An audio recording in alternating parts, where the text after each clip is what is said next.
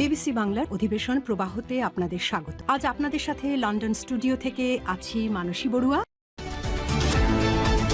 ইন্নালিল্লাহ। আবারও পুরো মধ্যপ্রাচ্যে তৃতীয় বিশ্বযুদ্ধ ছড়িয়ে পড়েছে। দখলদার ইসরায়েলি বাহিনী এবং মার্কিন যুক্তরাষ্ট্রের সঙ্গে কোনোভাবেই চুক্তি করবে না ইরানের ইসলামী বিপ্লবী গার্ড বাহিনীর সদস্যরা। জন্য মার্কিন যুক্তরাষ্ট্র এবং দখলদার ইসরায়েলের বিরুদ্ধে হামলা অব্যাহত রাখবে ইরানের সঙ্গে বারবার বৈঠক করেও মার্কিন যুক্তরাষ্ট্রের কোনো ফলাফল ভালো হয়নি। তাই পরিস্থিতি খুবই খারাপ আকার ধারণ করেছে। আর এরই মাঝে আমাদের হাতে এসে পৌঁছেছে যুদ্ধের সর্বশেষ গুরুত্বপূর্ণ সবথেকে তাজা আপডেট সংবাদ আপনাদের জানিয়ে দিব। প্রথমেই জানাবো, পাকিস্তানের মাধ্যমে যুক্তরাষ্ট্রকে রেড লাইন তালিকা পাঠালো ইরান।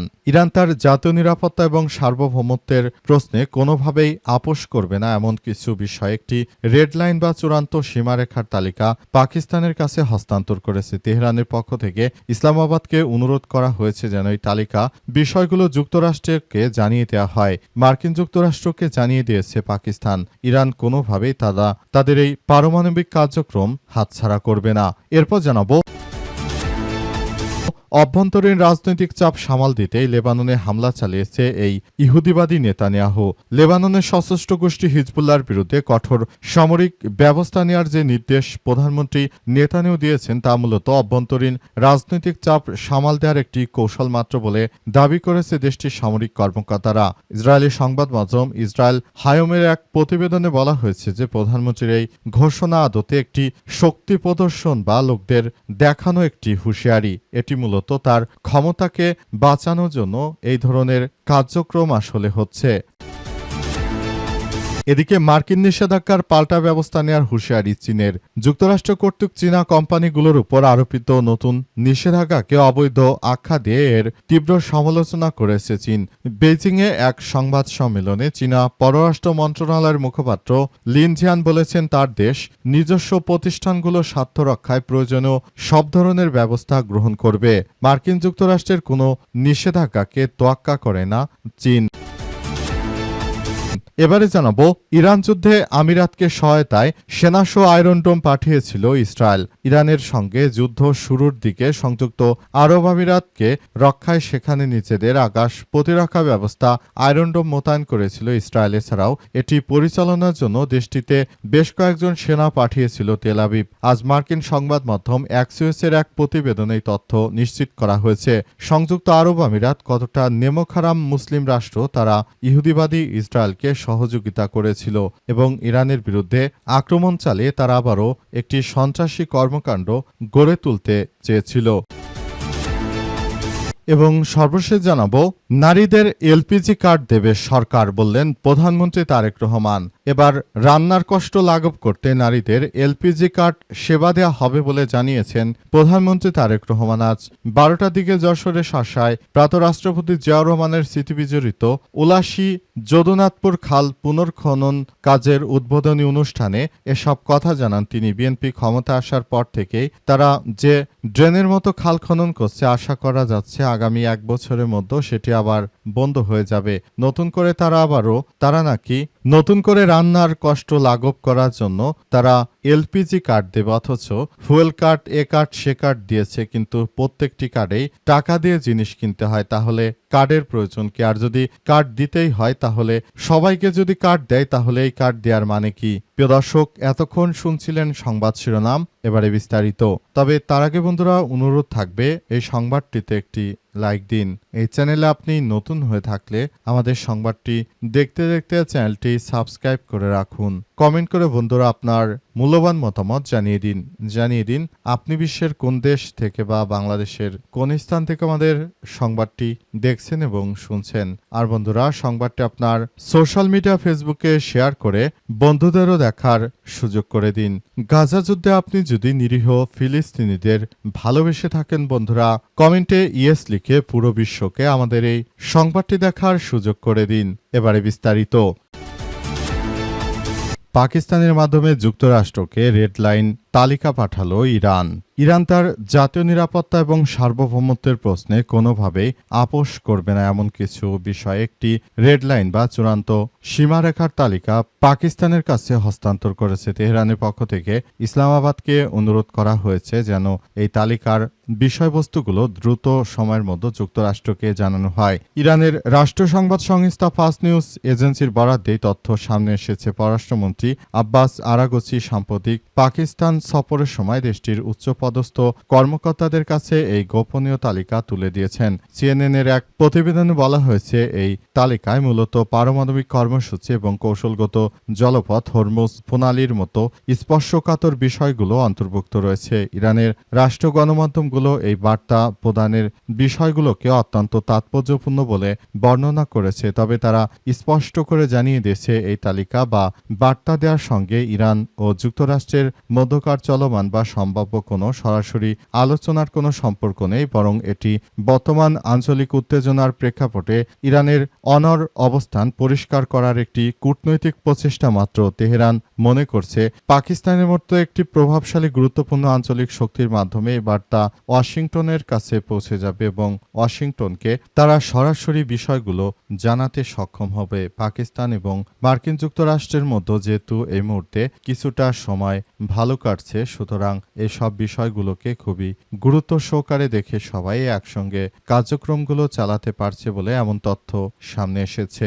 মধ্যপ্রাচ্য জুড়ে দখলদার ইসরায়েলি বাহিনী এবং মার্কিন যুক্তরাষ্ট্র তারা যে ধরনের কার্যক্রম আসলে শুরু করেছে, এর মধ্য দিয়ে আসলে ভবিষ্যতের দিকে এগিয়ে যেতে হলে সবাইকে এখনই অনেক বেশি কার্যক্রম চালিয়ে যেতে হবে। পুরো মধ্যপ্রাচ্য জুড়ে দখলদার ইসরায়েলি বাহিনী ও মার্কিন যুক্তরাষ্ট্রের এই কার্যক্রমগুলো সম্পূর্ণরূপে নিজেদের মতো করে আসলে পরিস্থিতিগুলো সামাল দিতে হবে। অভ্যন্তরীণ রাজনৈতিক চাপ সামাল দিতেই লেবাননে হামলা চালিয়েছে নেতানিয়াহু। ইহুদিবাদী ইসরায়েলের প্রধানমন্ত্রী বেনিয়ামিন নেতানিয়াহু তিনি ইরানের উপর হামলা চালিয়েছেন এবং লেবাননের উপর হামলা চালিয়েছেন মূলত নিজের ক্ষমতাকে তিনি পাকাপোক্ত করতে চান বলে জানা গেছে। ইসরায়েলের প্রধানমন্ত্রী বেনিয়ামিন নেতানিয়াহু শুরু থেকেই তিনি এমন কিছু কার্যক্রম চালিয়ে যাচ্ছিলেন, মনে হচ্ছিল তিনি লেবাননের উপর অন্যায়ভাবে একটি আক্রমণ চালিয়ে লেবাননকে ধ্বংসস্তূপে পরিণত করার একটি ষড়যন্ত্র করছেন। তার এই ষড়যন্ত্র মোকাবেলা করে লেবানন এগিয়ে যাচ্ছে। মুসলিমদের শক্তিশালী এই রাষ্ট্র লেবানন তারা এগিয়ে যাচ্ছে দখলদারদের বিরুদ্ধে। সর্বাত্মকভাবে তারা ধ্বংসস্তূপ তৈরি করেছে এবং প্রতিনিয়ত লেবাননের যোদ্ধারা তারা দখলদার ইসরায়েলি বাহিনীকে লক্ষ্য করে পাল্টাপাল্টি আক্রমণ চালিয়ে পুরো পরিস্থিতি আসলে সঠিকভাবে নেয়ার অনেক বেশি প্রচেষ্টা চালিয়ে যাচ্ছে লেবাননের সশস্ত্র যোদ্ধারা। তারা জানিয়েছে যে আসলে ইহুদিবাদী ইসরায়েলিরা আমাদের উপর যে আক্রমণ করেছে সেই আক্রমণ আমরা কোনোভাবেই মেনে নিতে পারি না। দখলদারেরা শুধুমাত্র এই ইহুদিবাদী ইসরায়েলের প্রধানমন্ত্রী নিজের স্বার্থ হাসিল করার জন্য তিনি এমন এমন অপরাধী কার্যক্রম চালিয়ে যাচ্ছেন যে অপরাধের কারণে মূলত সারা বিশ্বের কাছে তিনি একজন দোষী সাব্যস্ত ব্যক্তি হিসেবে প্রতিষ্ঠিত হয়েছেন। মার্কিন নিষেধাজ্ঞার পাল্টা ব্যবস্থা নেওয়ার হুঁশিয়ারি চীনের। যুক্তরাষ্ট্রেও কর্তৃক চীনা কোম্পানিগুলোর উপর আরোপিত নতুন নিষেধাজ্ঞাকে অবৈধ আখ্যা দিয়ে এর তীব্র সমালোচনা করেছে চীন।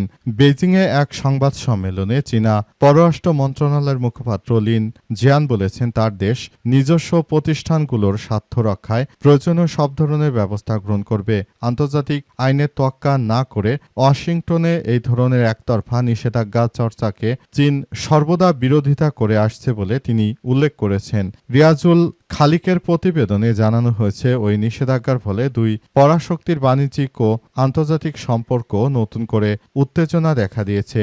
এর আগে গত শুক্রবার মার্কিন ট্রেজারি বিভাগ ইরান সংশ্লিষ্ট নতুন কিছু নিষেধাজ্ঞার ঘোষণা দেয়। ওই পদক্ষেপে চীনের একটি বড় স্বাধীন শোধনাগার শো, যাকে সাধারণত টিপট রিফাইনারি বলা হয়, প্রায় 40টি অতিরিক্ত প্রতিষ্ঠানকে কালো তালিকাভুক্ত করা হয়েছে।